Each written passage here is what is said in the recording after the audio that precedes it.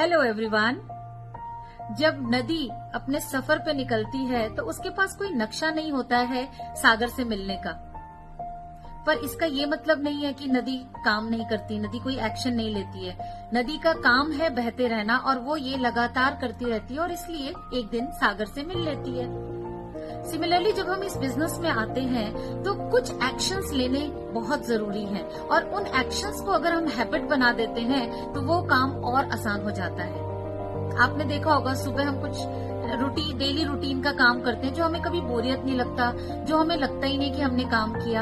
ऐसे ही इस इंडस्ट्री के अंदर जब आप काम करना शुरू होते हैं तो कुछ एक चीजें ऐसी जरूर, कुछ एक्शंस को अपना हैबिट में कन्वर्ट कर लीजिए सो दैट कि आप उसमें एक्सेल कर सके। नंबर 1, लोगों से बात करना।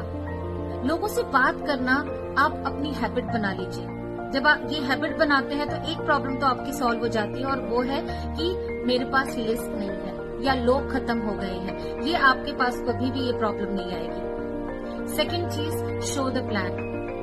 शो द प्लान को अगर हम हैबिट बना लेते हैं तो आप देखेंगे कि आपकी टीम लगातार बढ़ती चली जाएगी।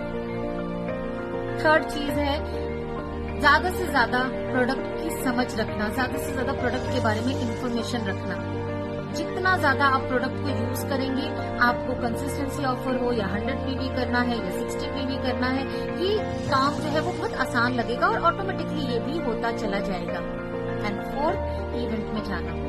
जब आप इवेंट में जाते हैं और अपनी टीम को भी एनकरेज करते हैं कि इवेंट में जाइए, हैबिट है, डेवलप कर लिया, इवेंट हो रहा है, जाना है, ये हैबिट है। अगर हम जाते हैं तो हम इस बिजनेस के रियल पोटेंशियल को समझ पाते हैं, इस इंडस्ट्री में क्या क्या मिल सकता है उसे हम समझते हैं। और जब इस बिजनेस को समझ के किया जाता है और हमारी टीम जब समझने लग जाती है real potential of this business, तो वो इधर उधर भागती नहीं है और वो एक जगह टिक कर एक स्ट्रांग नेटवर्क में कन्वर्ट हो जाती है।